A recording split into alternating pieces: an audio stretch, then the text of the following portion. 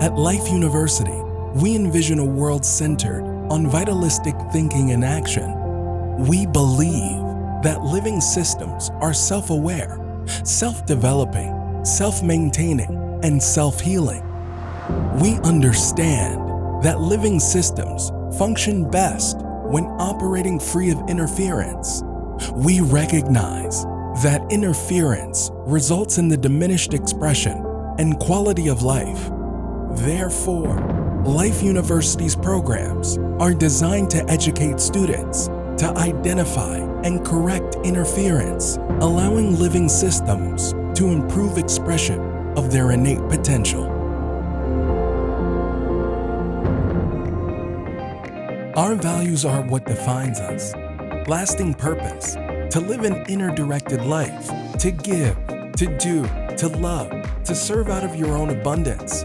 Vitalism, our recognition that the universe itself is self-conscious and as such creates itself as a dynamic system wherein living organisms are self-developing, self-maintaining, and self-healing. Our vitalistic ethos, we acknowledge that the phenomenon of life is fundamentally original, adaptable, and unpredictable.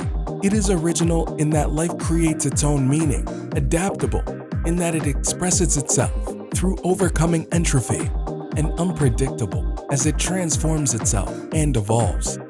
Integrity, a state of completeness or wholeness, adherence to a set of values, implying wholeness of body, mind, and spirit, and in our relationships with people and the planet. The mission of Life University is to empower each student with the education, skills, and values to maximize the perfection within based upon a vitalistic philosophy. Life University is committed to a global vision and excellence in teaching, learning and research, providing an exceptional student experience leading to a life of integrity and lasting purpose.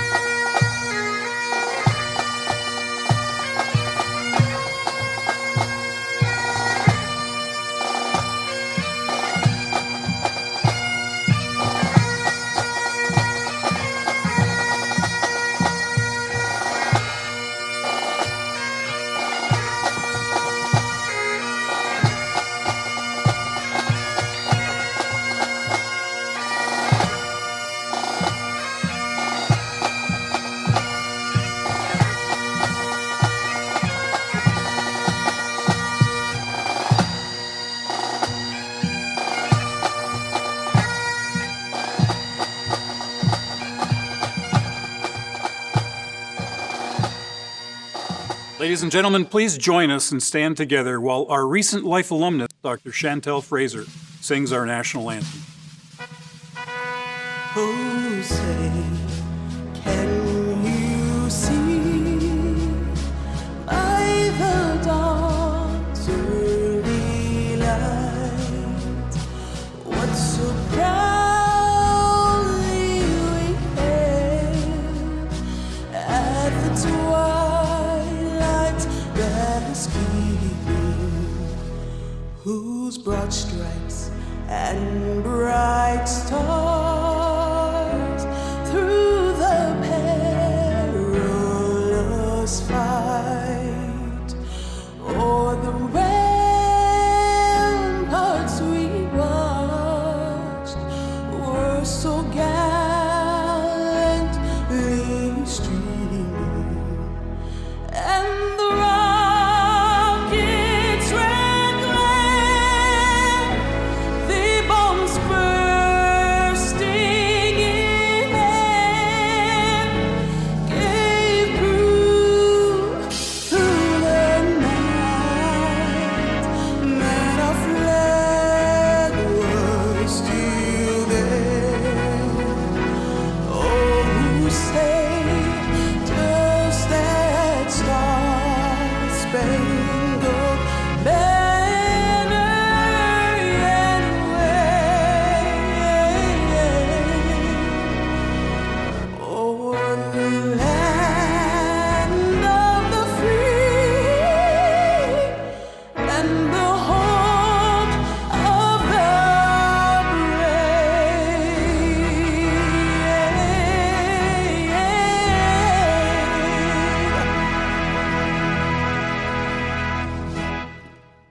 Thank you, Dr. Fraser, for that amazing rendition of the Star-Spangled Banner. Good afternoon, everyone. I'm Dr. Rob Scott, and I have the distinct pleasure of serving as president of Life University. I'd like to begin our celebration today by expressing my deep appreciation and gratitude for each and every one of you during this very challenging time in the life of our nation and the world. You know, it goes without saying that we as a university community have experienced challenges we would never have anticipated only a few short months ago, and all of us will continue to navigate these challenges in the months to come. The heightened sense of vulnerability felt through the COVID pandemic has only been amplified by the more recent events and protests related to the social injustices against the Black community. Each and every one of us has been touched in different ways through these events. Some have been tragically affected. So at this time, before we begin our ceremonies, I'd ask that we observe just a few moments of silence to contemplate the significance of this day. In our silence, let's give thanks to all that brought us to this moment. Let's remember the obstacles overcome, the joys shared with friends and family, and those special people we wish could be with us today, but who are missing.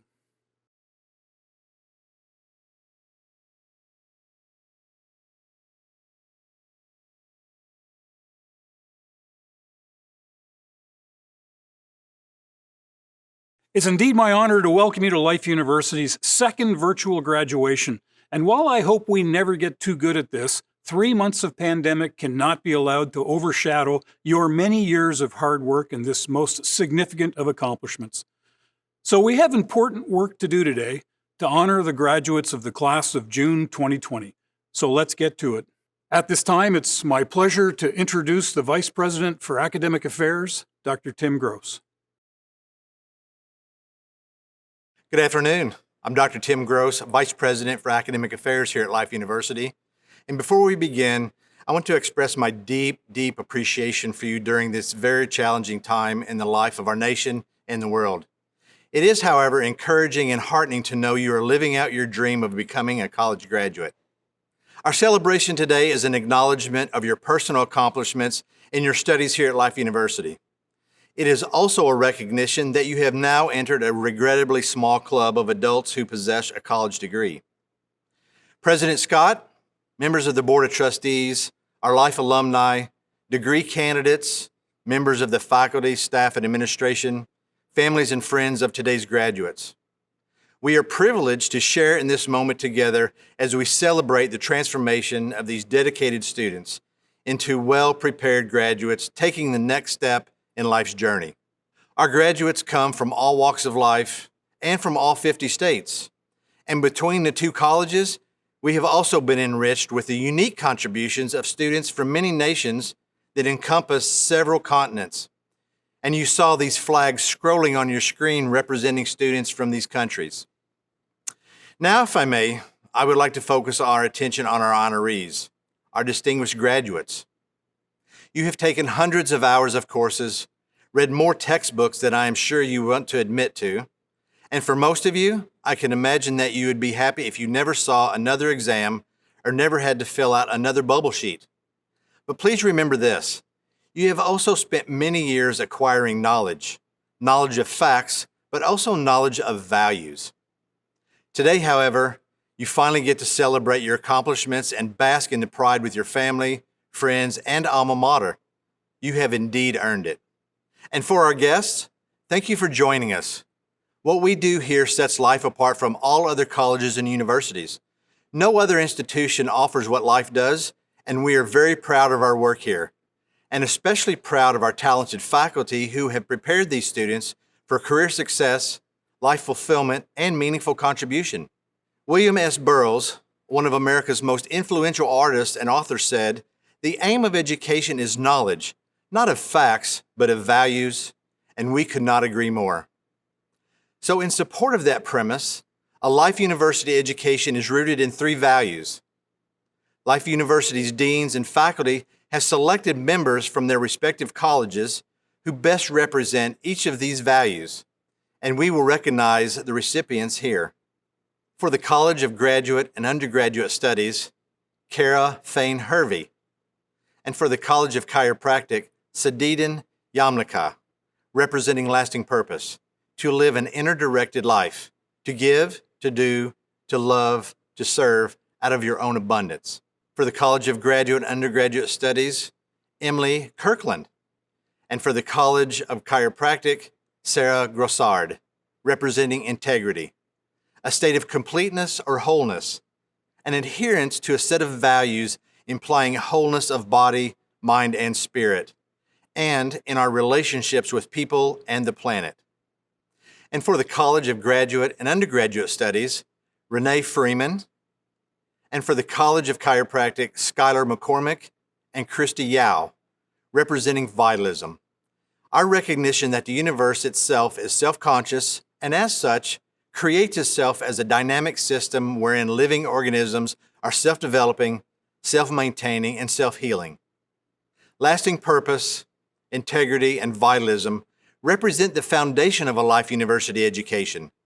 They reflect our deepest values and are woven through every student's academic experience.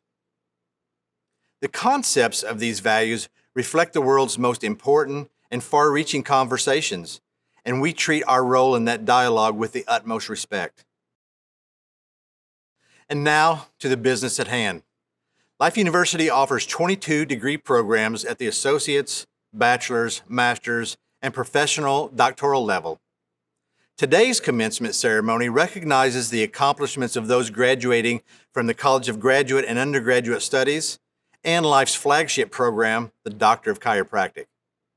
The Associate of Science degree is awarded to those individuals who have successfully completed at least 98 quarter credit hours of instruction. And the Bachelor of Arts, Bachelor of Science, and the Bachelor of Business Administration degrees are awarded to those individuals who have successfully completed a minimum of 185 quarter credit hours of instruction. At this time, it is my pleasure to recognize academic honors from this graduating class. For those unfamiliar with the awarding of honors and just how outstanding these accomplishments are, please refer to your program for explanation. Our salutatorian is Isabel Solorzano Sierra. And our valedictorian is Timothy Singler. Timothy comes to us from Connecticut via New York. After graduation, he will be continuing his education here at Life University with us, enrolling in the Doctor of Chiropractic program. Timothy was inspired to be a chiropractor by his own chiropractors, Dr. Deruba and Bracco, as well as his high school teachers, Miss Patini and Mr. Wallace. At this time, I would like to turn the podium over to Timothy to provide the valedictorian address. It is quite an incredible feeling to be graduating college, even under these unprecedented circumstances. When dreaming of graduation day, I imagine sitting with my fellow classmates in cap and gown, waiting for my name to be called. I imagine my hands being sore from clapping when each student received their diploma. I imagine the smiles on my friends' and family's faces. I imagine shaking Dr. Scott's hand, being able to thank him for this opportunity to study here at this institution and to carry on the legacy of Life University.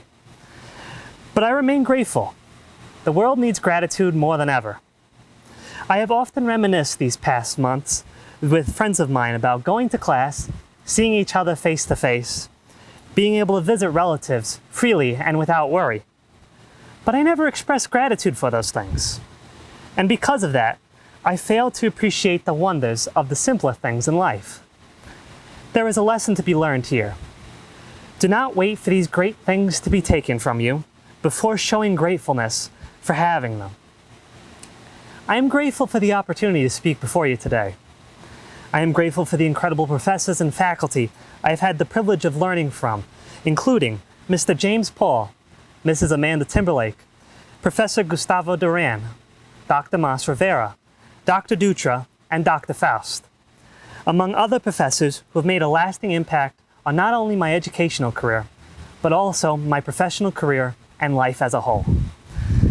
The faculty at this school has encouraged us all to think freely, to seek a greater understanding of the world, and to pursue a way to better ourselves. I am grateful for my chiropractor, Dr. Luigi Deruba, who inspired me to come and study at Life. I am grateful for my family, especially my parents and grandparents. They have been my greatest support and it is with them that I'm able to accomplish all these things. I am grateful for all the students I have had the pleasure of calling my classmates and friends. Without you all, my experiences at Life University and the way I see the world would not be the same. Graduation signals the end of another chapter of our lives, but it is also the beginning of a new. With this new beginning, may we take the lessons we have learned from our fellow classmates, friends, and faculty. May we be the change we want to see in the world. May we take little steps each and every day to better ourselves. May we be grateful both for the opportunities we have had and also the doors that have been opened to us by attending this institution. I hope that our class, the class of 2020, is not remembered for the circumstances we faced.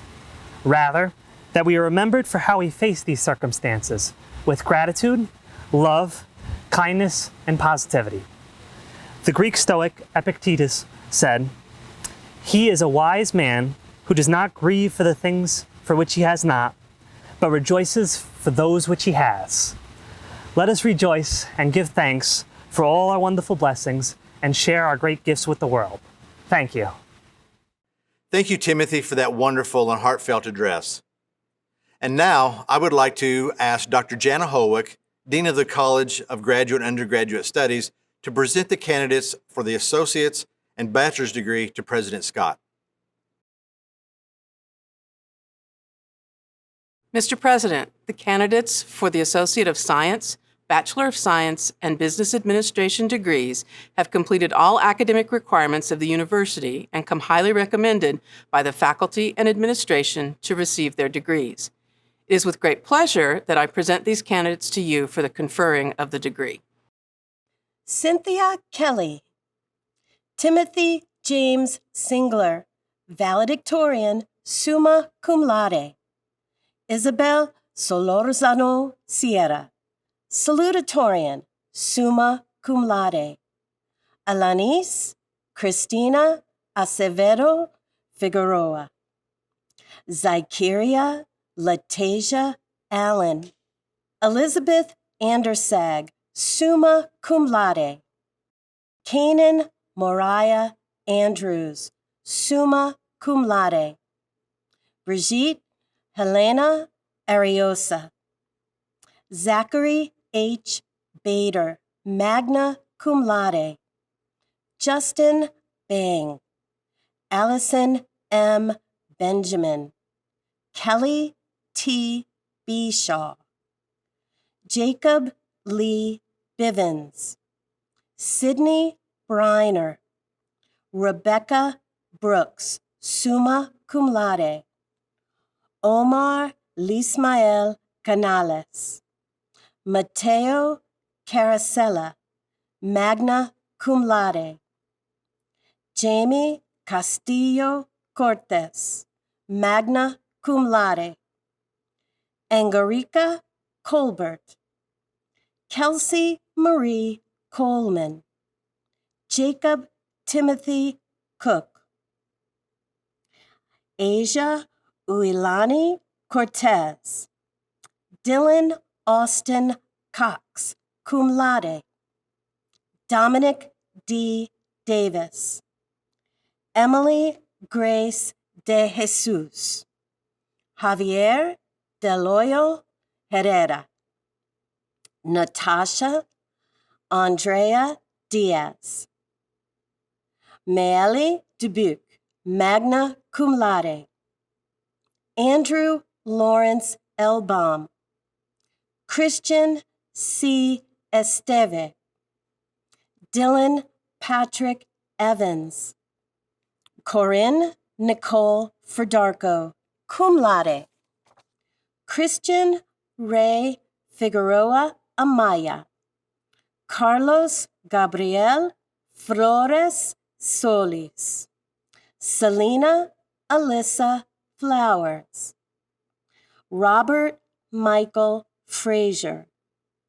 Sabrina Renee LaCal Fullen. Rihanna Charisse Gaines, summa cum laude. Dalton Cole Garcia, magna cum laude. Ray Giangiacomo, Alejandro Enrique Gonzalez, Lindsay Joan Karen Hackenberg, Angel Marie Herger, Francisca Anna Hennel, summa cum laude, Sophie Hose, summa cum laude, Jessie Alexandra Halsey, cum laude, Damaris Elise Hunger, summa cum laude, Jutica Marie Jajal, Jade L. John, Justin Tyler Johnson, summa cum laude, Alicia Jones, Tanisha S. Juris, Paulina Noel Kaminsky, summa cum laude, Aziz Elijah King Sr., Emily Grace Kirkland, magna cum laude, Jalen N. Lewis, Brianna Elise Love, magna cum laude, Katie Ruth Lowe, magna cum laude, Salome Loyola, J. Davis McGee, cum laude, Sarah V. McGowan, magna cum laude, Matthew Julian Myrowitz, summa cum laude, Jordan Lewis Malamache, Natalia G. Massanet, Antoine Maxwell Jr., Philip James McBride, David Lawrence Milana, cum laude, Connor William Mooneyham, magna cum laude, Hamilton G. Mulero Olmo, Brian Maleki Mutanga, cum laude, Winnie and Jerry Durango, Sarah Jane Nordahl, Deborah Ayomide Oduyoye, Jennifer Caitlin Rayburn, magna cum laude, Carlos A. Ramos Pizzini, Alexis Maxine Ray, Hector Gabriel Ribera Rios, Monica Ribera Torres, Palema Alulalo Roberts, magna cum laude, Jorge M. Roque Saldaña, Ariana Isabel Rosario Castillo, Marissa Rocco, cum laude, Francisco Jose Santos Tirado, magna cum laude, Robert Schaefer, summa cum laude, Morgan Elise Schumacher, David Jameson Scott, Alexandria M. Cedric, magna cum laude, Nicole Marie Smith, Erica Samantha Sotelo, Christina Rose Stefanelli, cum laude, Gabrielle Melody Stott, magna cum laude, Spencer Christian Sermont, magna cum laude, Damon Angel Torres, Corinne Christine Ubel, Kyle Matthew Watford, Deja Williams, cum laude, Peyton Darris Wine, Nikolai Allen Young, David Chase Zemanek, summa cum laude. If I could ask our associate's and bachelor's degree candidates to please rise while I confer the degree. Associate's and bachelor's degree candidates, with the recommendation of the faculty and administration and by the authority vested in me by the Board of Trustees of Life University in the state of Georgia, I confer upon each of you the recommended bachelor's degree with all the privileges and responsibilities thereunto. Congratulations. Life University also confers 4 master-level degrees: the Master of Science in Sport Health Science, a Master of Science in Positive Psychology, Master of Science in Clinical Nutrition, and a Master of Athletic Training. The master's degree is conferred to candidates who have successfully completed a minimum of 52 quarter credit hours of post-baccalaureate coursework and any additional requirements in their particular specialty or concentration. At this time, I would ask Dr. Holwick back to the podium to present the candidates for the master's degree to President Scott. Mr. President, the candidates for the master's degrees have completed all academic requirements of Life University and come highly recommended by the faculty and administration to receive their degrees. It is with great pleasure that I present these candidates to you for the conferring of their degrees. Wara Hussein Alanazi, Janelle Jonquil Andrews, Azar Sultan Bokhari, Timothy M. Card Jr., LaRoisha Kemp Carmichael, Morgan Brittany Cunico, Kara Kelly Fain Harvey, Renee Alicia Freeman, Sherian DeQ Gray, Cameron Scott Gregory, Jordan Harrell, Whitley A.M.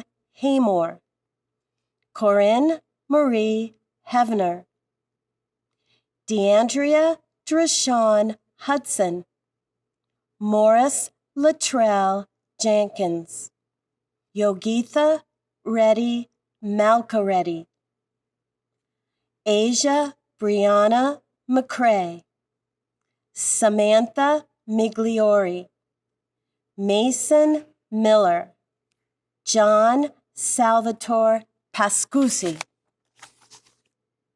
Kara Lynn Sapp Sontag, Louis Sharp, Elena Elizabeth Smith Walker, Jason D. Stewart, Jordan Simone Stuckey, Sam Toth, Shatima H. Watson, Willard Osbert Weston.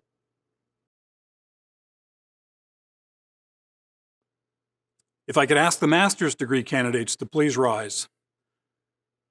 Master's candidates, with the recommendation of the faculty and the administration and by the authority vested in me by the Board of Trustees of Life University and the state of Georgia, I confer upon each of you the recommended master's degree with all the privileges and responsibilities thereunto. Congratulations.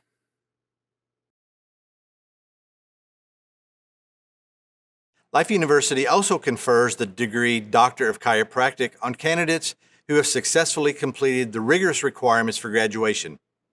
The program contains over 4,900 hours of instruction, which includes 5 academic years of study, the successful completion of all required and elective coursework, and a 1.5-year-long clinic internship.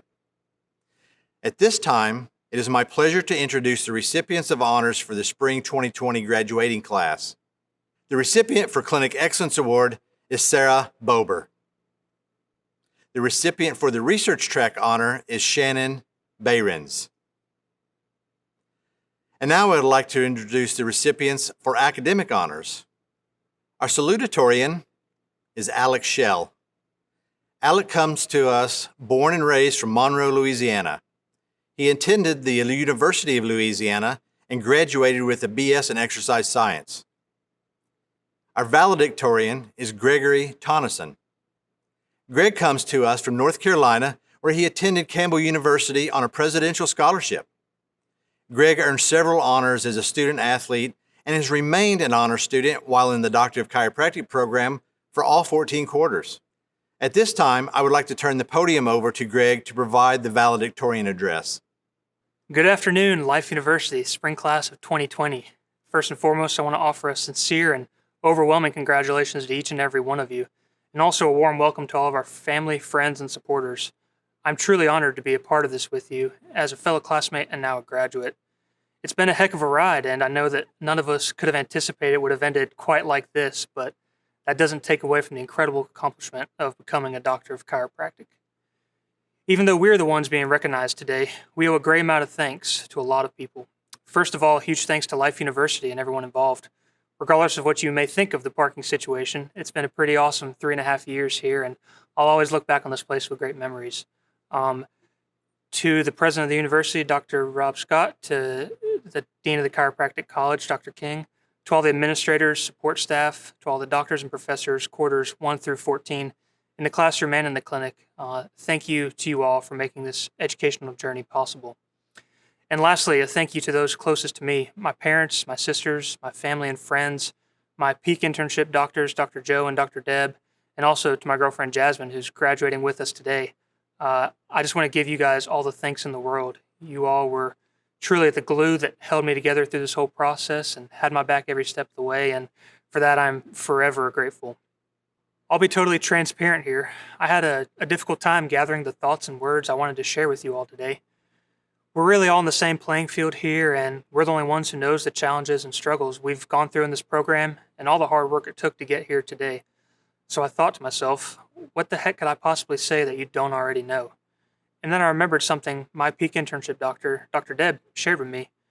She gave me a quote that said, "Real wisdom comes from your own successes and your own failures. If you measure them and you can learn from them. Until then, stand on the shoulders of those who have come before you." She said, "Success leaves clues. Seek them out and use those strategies and tactics to create your own success." In the last 3+ years, we've all been searching for these clues to success. So I may not be speaking from 20 years of entrepreneurial or clinical experience, but I wanted to share some thoughts and conclusions that I've gathered from those who have paved the way before us. First of all, a little bit about freedom. This degree that we gained today enables us to be entrepreneurs and to be free of corporate structure, free to choose our own way of practicing, free to choose our own location, and free to build our own dreams. And while we continue to work towards building this life of freedom, we're graduating into a world today where freedom's looked a little different. Whether it's a global pandemic that's kept us from traveling or even being on campus the last few months for school, or something like being tied into a profession that restricts you from doing as much of the things that you love to do, this freedom that we get is something to be thankful for and something to be exercised in our personal lives and in our professional lives as chiropractors and as healthcare leaders. The next thing I've noticed from the chiropractors I look up to is that they all focus on the truth. They are true to themselves, true to their purpose, and true to their patients. The most successful doctors are very authentic and genuine, and it really shows in their practice. These successful folks are always sharpening their sword. They continue to learn and grow and better themselves every day. This journey of understanding who we are and what our true purpose is, and how we can best serve our patients, our communities, our families, and how we can best serve God never stops. Being true to ourselves and to our beliefs can only benefit us moving forward. A final thought I had was about expectations. I know we've all heard it said that to whom much is given, much is expected. God's already given us an incredible amount of talent and ability, and we've already used that to work hard and get to where we are today. But I do need to say that the hard work is not over today. It's really just beginning. It's expected that everything we're going to get out of this life and out of this career is going to have to be earned. And lastly, I do expect great things from you, each and every one of you, my fellow graduates. I have full faith in you guys, and I've seen firsthand the dedication and the drive you've all shown over the last few years. We've all heard it said that it really is the best time to be a chiropractor, and I do believe that that's true. And as for the success that many of our colleagues have already achieved, I absolutely expect the same for you. So the way I see it, today starts a great adventure. I don't know about you guys, but I'm ready to get rocking and rolling into the real world. So, in closing, what I've learned from those who have been great mentors to me and those who have already created a lasting impact We will find the freedom this profession offers by working incredibly hard every single day, and also by living true to ourselves, by giving and loving and serving, just as our school's motto has already taught us to do. And when we do this out of a sense of abundance, that's when the real success shows up in our lives, and we will all look back and forever thank God that this is a path that we chose. So, fellow doctors, as we leave here today, I hope this next step is the one that is the most exciting for you. I pray that the nightmares of OSCEs and Dr. Foss exams don't haunt you for too many more years to come, but I do congratulate you and wish you nothing but the best. Thank you, Greg, and congratulations to you all. At this time, I would like to ask Dr. Leslie King, the Dean of the College of Chiropractic, to present the degree candidates to President Scott. Mr. President, the candidates for the Doctor of Chiropractic degree have completed all academic requirements of the university and demonstrated excellence appropriate to the highest degree Life University bestows. With the recommendation of the faculty and administration, I am honored to present these candidates to you for the conferring of the Doctor of Chiropractic degree. Gregory Todd Tonneson, summa cum laude, valedictorian. Alec Michael Schell, summa cum laude, salutatorian. Luis Enrique Acevedo Rodriguez. Alana Del Mar Alicia Luciano, magna cum laude. Edgar Anthony Almanzar de Leon. Maria Gabriela Alpizar Jimenez. Myrna Estela Alvarado Salas. Alejandro Enrique Alvarez. Shannon Lynn Behrens, magna cum laude. Peter Birch. Sarah Marie Bober. Jonathan Ori Boudreau, magna cum laude. Austin A. Burgett. Nicholas Preston Butterworth. Lauren Marie Carabini, cum laude. Lauren Cesar, cum laude. Taylor S. Clabo. Zachary Cook. Weston Craker, cum laude. Milton Alfred Cruz. Justin A. Dickover. Tu Tao Teresa Din. Kalon C. Durden. Alaric E. Esteves de Juses. Jasmine Page Farnbauer, cum laude. Brandon William Faeta, cum laude. Robert Feld. Luis Enrique Fornia Ribera. Luis Antonio Garcia Lugo. Ariel Elizabeth Green. Grant Oliver Green. Morgan Smith Green, magna cum laude. Leah Mae Griffin. Sarah Avery Grosshart, magna cum laude. Lisbeth Marie Garrido Carmona. Edwin Hilario Ramos. Allison M. Hinnick, magna cum laude. James Brett Hunt. Taylor Benjamin Jackson. Tiffany Danielle Jones. Rebecca May Joy. Rashad Zachary Kasim. Terry Kathleen Cast. Kelsey Morgan Keeley, cum laude. Justin M. Kirsten. Thomas Ian Klaus, magna cum laude. Matthew Ryan Krizik. Jordan Gregory Lammer. Bradley Douglas Lidval, cum laude. Dustin Stephen Lofthouse, cum laude. Erin Melissa Long. Lee Ma, magna cum laude. Brian Daniel Martinez, magna cum laude. Sulis Marie Matos Reyes, cum laude. Skylar Christian McCormick, magna cum laude. Andrea Patricia Mendez. Ricardo A. Mol Reyes. Gian Mon, magna cum laude. Andrew C. Nichols, summa cum laude. Janice Fabiola Oliveras Negron. Connor Joseph Oliveri, cum laude. Trelissa Ellen O'Quinn. Alexandra Ortiz Velasquez. Alex Suchoa Paliang. Brianna Patel. Claire L. Paxton. Sarah Idali Pereira Diaz.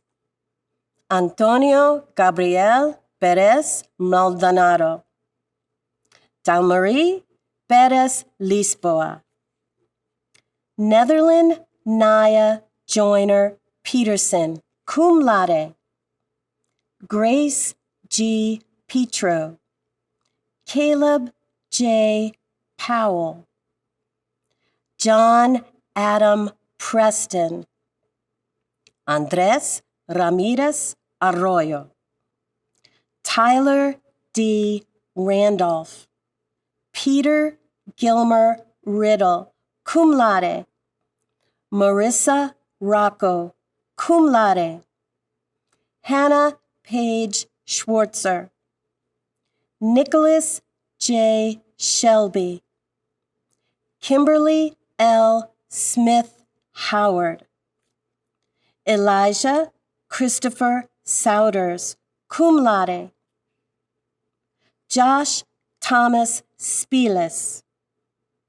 Charlene Elizabeth Swanberg. Alejandra Torres Lora. Yuam K. Udofia. Omar Edgardo Valentin. Natalia Michelle Vega Oliveri. Christina Velez Oro. Aaron Christopher Vinson. Mitchell Lee Stephen Wade, cum laude. Robert Scott Watterson, cum laude. Saadin Yamilka. Hoi Ying Christy Yao, magna cum laude. Kyle A. Yawn. Andrew Yeckel. Steve Ming Hei Yun, cum laude. Kara M. Zuleg, summa cum laude. If I could ask the Doctor of Chiropractic degree candidates to please rise. With the recommendation of the faculty and administration, and by the authority vested in me by the Board of Trustees of Life University and the State of Georgia, I confer upon each of you the Doctor of Chiropractic degree with all the privileges and responsibilities thereunto. Congratulations. You know, it's during times like this that we miss our friends, our life community, and being on life's beautiful campus. For the past several months now, during remote instruction, being back in your hometowns, your home country, we've come to appreciate that being a community does not necessarily mean having to share proximity with one another. Maxwell Malta, famous surgeon and author of the book Psycho-Cybernetics, said that your mind can't tell the difference between reality and something imagined vividly and in great detail. So during those days and months ahead, when you begin to feel distanced and missing your friends here at Life, I want to offer you a little something from our friend Mr. Ontario Bland that you can use as an anchor to help remember your times here at Life vividly and in great detail.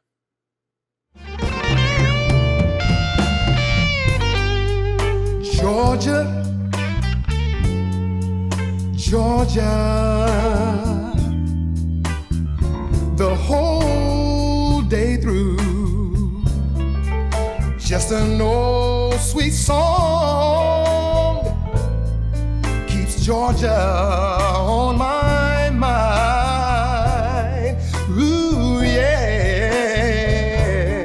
I said, Georgia, Georgia, a song of you comes as sweet and clear as moonlight through the pines. Yes, other arms reach out for me, yeah. Other eyes smile tenderly, but still in peaceful dreams I see the road leads back to you, yeah. Georgia, yeah, yeah, Georgia. No peace I find, no, just an old sweet song. It keeps Georgia on my mind, yeah. Just an old sweet song. It keeps Georgia on my mind, yeah, yeah, yeah, yeah, yeah, yeah.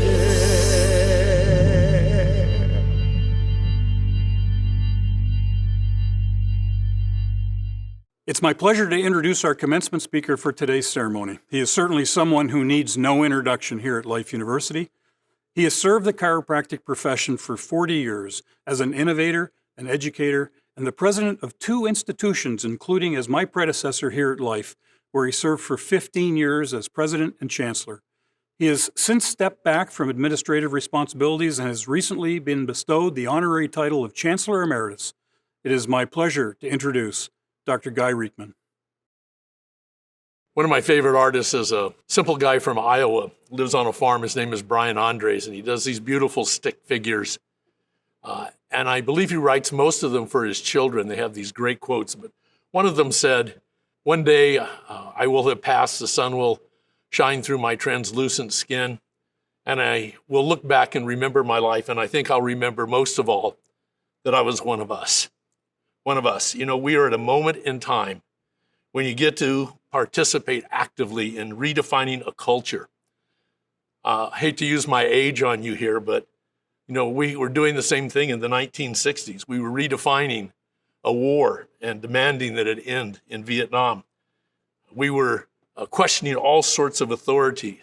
It led to the civil rights movement and a redefinition of healthcare, and it's still going on today. And in my generation, there were famous names like Bill Gates and Steve Jobs and Muhammad Ali and Dr. Martin Luther King.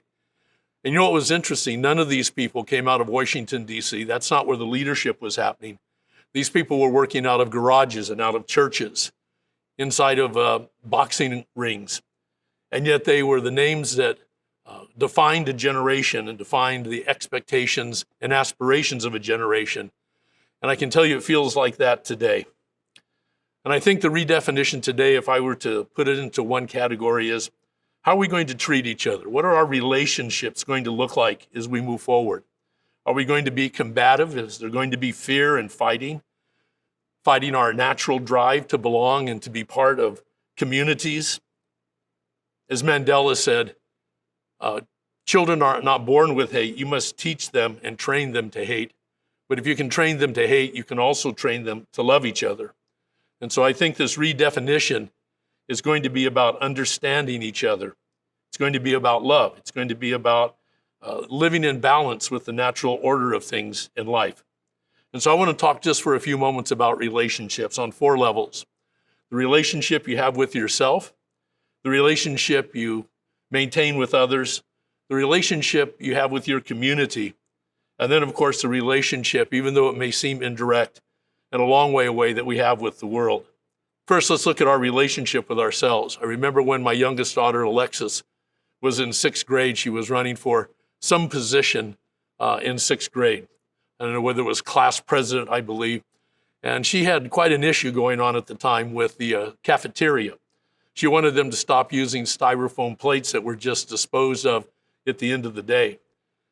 Back in those days, the teacher, before she could get up and give her talk, made all the students one-on-one give her the talk, and then she had to approve it, which I have to tell you, as a 1960s radical, having to have your speech approved certainly went against every grain of integrity inside my body. But Alexis gave her talk, and the teacher told her, you can't give that talk. The cafeteria has certain economic considerations. You're going to have to write a different talk. And Alexis came home that night really upset, and we had a long conversation. And the conversation was really about, when we're talking about relationship with ourselves, we're talking about our soul is at stake. And so Alexis thought about it, I'm sure, all night. And the next day she went to school, and when she got up to give the talk, she gave the talk that she wanted to give, the one she wasn't supposed to, but the one that her soul told her to give. And so when we talk about a relationship with self, we're talking about self-discipline. We're talking about principles that cannot and shouldn't be affected by external events. Things like integrity, for example, the ability to have a set of values and to live for those values in an uncompromising way, to have lasting purpose in life. Recently, I was working with a gentleman from Emory University, Corey Keyes, and we were talking about the idea of purpose. We were talking about everyone seems to have purpose. There are a few people that don't. And of course, we know from the Bible that says where there is no vision, where there is no purpose, people perish. I remember the movie Dead Poets Society, the kid who wanted to be an actor, and his dad pulled him off the stage and told him he would never act, pulled his purpose away from him completely. And of course, we know, if you've seen the movie, the boy committed suicide. But most people have purpose. A lot of people don't know what their purpose is, but it keeps them going every day. They get up, they know it's about getting the kids to school on time and having lunches for them when it comes to break. And then there are people above that have purpose, and they know what that purpose is. But it seems like they're always getting off purpose. I remember when I was in practice, I sold my practice to an individual, dynamite chiropractor, but he was always getting distracted by things in life. First, he got into the movement of not paying taxes. And I have to tell you, if you really believe in that, you should stand up for it. But there are consequences, and his was 5 years of house arrest. Then he came back to the practice and had to rebuild the practice. And then he got into another movement and got distracted. So, he couldn't quite come to grips with the fact that he was put here for a specific purpose, and he always seemed to be distracted by that purpose. And then there are those people who are on purpose. They know what they're here to do. They are impactful. They have a clarity about their decisions they're making in life. But one of the problems is Hitler fit into that category. Hitler had purpose. He was clear on what he was up to. Unfortunately, Hitler's purpose harmed other human beings. And then there is what I would call high purpose. This is the category that we find the Mother Teresa's in. They not only are clear on their purpose, but their purpose contributes to the well-being of other people, the well-being of their lives. So people, when we're talking about building a relationship with ourselves, we're talking about keeping our soul pure, keeping our principles in front of us, like integrity and lasting purpose, and also the realization that we have to function on principles, not rules. I have a dear friend with 3 small children, and during this lockdown, they wanted to get some ice cream at Baskin-Robbins one evening. And so they walked 8 or 9 blocks to get there, and they were only serving through the drive-up window. So they got in line, even though they weren't in a car, they got in line and worked their way up as the cars moved up through the window, or to the windows to get their ice cream. And when they got up, the woman at the window said she wouldn't serve them because they weren't in a car. My friend said, but we're actually further away from you for social distancing than if we were in a car handing things in and out of a window to you. And the woman said, well, those are the rules. And the person that was trying to get some ice cream for her kids said, but isn't the principle about social distancing? She goes, if you want to, take a few steps back, I'll put the money on the window. Then I'll step back, you can take the money, you can put the ice cream, I'll come get the ice cream. You'll actually maintain a further distance than if I were in a car handing you money back and forth. And the woman said, no, those are our rules. You have to be in a car. We can't serve you. You know what? Sometimes we let the rules override the principles. And so if we're going to talk about relationship with ourselves, we're talking about keeping our soul pure, about living by values like integrity and lasting purpose, and making sure that we understand what the principles are, not necessarily what the rules are. And of course, then we're going to have relationships with other human beings. Someone said one time, there's a reason why God put more than one of us on the planet, and it certainly wasn't just so we'd have people to argue with. Our relationship with other people is something that goes deep biologically into every human being. The moment a child is born, the child begins to bond with a parental figure. And that bonding is critical for their survival and well-being. Think about a child being born and then just put out in the woods somewhere to survive on its own. Obviously, it wouldn't be able to do so. Bonding is critical to the survival of an individual and the survival of the species. And I know during this time of COVID-19, with the social distancing that's going on, it has been a traumatic situation, inching up on people a little bit at a time as they're isolated. I've often wondered if I ever had to go to prison, my worst nightmare, I thought, man, rather than being in the general population, I'd want to be isolated in a separate cell by myself.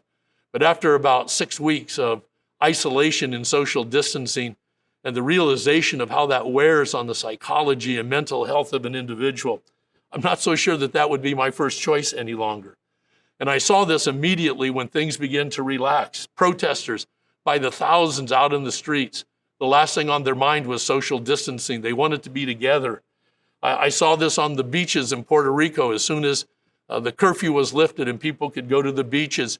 Even though they were supposed to maintain social distancing, people were gathering in their groups because there's just something about the human spirit that requires us to have relationships for our survival and well-being. The question isn't so much that. The question is whether or not our relationships are going to be based on passion, forgiveness, reconciliation, and love, or whether our relationships are going to be related to combativeness, for fighting, separation, and fear. One of my favorite authors was a man by the name of Leo Buscaglia, and he wrote a piece about a woman who had written some letters to her husband who was fighting in Vietnam at the time, and it was titled The Things You Didn't Do. And it went something like this. She said, I remember the day that I called you up at work and told you that I'd forgotten to tell you that we had a social event that night, and you showed up and I forgot to tell you that it was a black tie event and you showed up in blue jeans. And I thought for sure, because you were embarrassed, that on the way home that evening, you'd holler at me, scream at me, and be mad, maybe not talk to me for a week. But you didn't do that. Said, I remember the time that I couldn't find my keys and I took your sports car to the store and it got dented at the store. And when I came home, I thought, if I have to tell you this, and when I do, for sure, you're going to be upset, but you didn't. She said, I'm writing you this letter so that when you get home from Vietnam, you'll know how much I care for you and we can start over again. But you didn't. You know, sometimes we want to say things to people and we have to have these expressions of love now. One of the most amazing things to me during this whole COVID-19 issue is that literally the humane societies, the pets have all been adopted out of the societies. I saw one the other day that said we no longer have any dogs for people to come choose from. There's this need for human beings to bond with other living things that's critical to our well-being.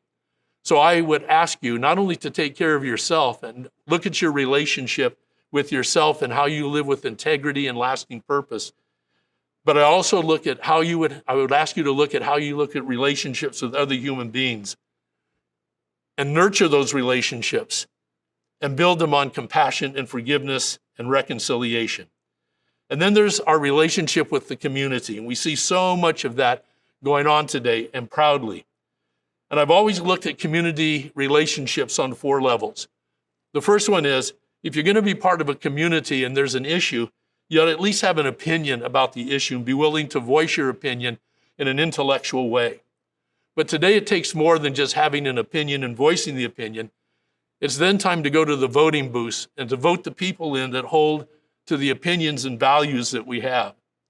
And if we're not willing to go vote at the very least, then I'm sure that our opinions are less effective than they should be.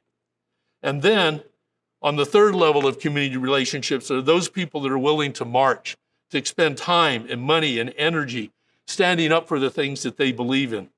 And finally, the highest level of community relationship is the willingness to be able to give up your life for something you believe in.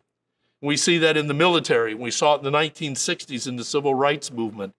People that were literally so deeply held such deep beliefs that they were willing to give up their life in order to see those ideals come. And you know, as I mentioned earlier, none of the leadership for these things are coming out of the halls of Washington, D.C. Is Donna Brazile, who was formerly the head of the Democratic National Party. Donna Brazile said, we're looking for leaders, and those leaders, it seems today, are coming from the streets. They're coming from the churches. They're coming from schools. They're coming from college campuses. And so it's not only important to have an opinion and to vote, to go out and expend time, energy, and money for the things you believe in, but it's also important to stand up and be willing to lead. And finally, we all have a relationship with the world at large. And I know that while this graduation is a virtual graduation, at the graduations we've had in the past, we always have a song from John Legend called "Wake Up Everyone." And it goes something like this: no more sleeping in bed. Teachers, it's time to teach in a new way. Doctors, it's time to heal. And on that level, we're all doctors. It's time for us to heal with forgiveness, accountability, but along with accountability, the opportunity for reconciliation, compassion, the ability to have empathy and understand why someone would hold a particular position and idea, even if it's not the same as ours. And of course, the main part of the song says, it's time for the builders to build a new land. And so as you get ready to graduate today and go out into the world, remember what Brian Andres said. In the end, we'll look back, and maybe the greatest thing we'll be able to say is that we were one of us. It's my pleasure to administer to you the chiropractic oath. If our degree candidates could please stand and read the chiropractic oath along with me while it scrolls on the screen. In accordance with the law of nature, that law which God has prescribed to all humankind, and in consequence of my dedication to the health of humankind by the application of that law, I promise and swear to keep the following oath to the best of my ability and judgment. I will observe and practice every acknowledged rule of professional conduct in relation to my profession, my patients, my colleagues, and myself. I will keep an open mind regarding the progress of my profession, provided that this progression shall be confined within the boundaries of the chiropractic science, philosophy, and art. I will serve my patients to the best of my ability, violating neither their confidence nor their dignity, and in association with patients, I shall not violate that which is moral and right. I shall regard and refer to my fellow chiropractor with honor, giving credit where it is due. I shall improve my knowledge and skill, firm in my resolution to justify the responsibility which the degree Doctor of Chiropractic symbolizes and imposes. To all this I pledge myself, knowing these ideals are prescribed by the dictates of reason alone. Congratulations, Doctors of Chiropractic. I love Tom Brokaw's quote from a graduation talk he gave. He said this: "You are educated, your certification is your degree. You may think of it as your ticket to a good life. Let me ask you to think of it as an alternative. Think of it as your ticket to change the world." As you leave here today, graduates of Life University, you are entering the world of what's being called the new normal. Instead of the new normal being a conversation reinforcing social distancing, eliminating exposure to germs, and succumbing to a false narrative that health can only come from the outside in through the form of a pill, a potion, or vaccination, I urge you to be a part of framing our vision for a new normal. A new normal that recognizes that health exists within each and every person, and that the best way to ensure health is by ensuring that one eats healthy foods, gets sufficient physical activity, produces positive thoughts, creating a healthy mindset and positive business organizational environments, and ensuring that people get adjusted regularly. Give for the sake of giving, love for the sake of loving, serve for the sake of serving, and the rest will take care of itself. On behalf of the administration, faculty, and staff, I want you all to know that we are extremely happy for your accomplishments and proud to call you our colleagues. So enjoy today, but tomorrow there is work to do. So let's get out there and do it. Congratulations.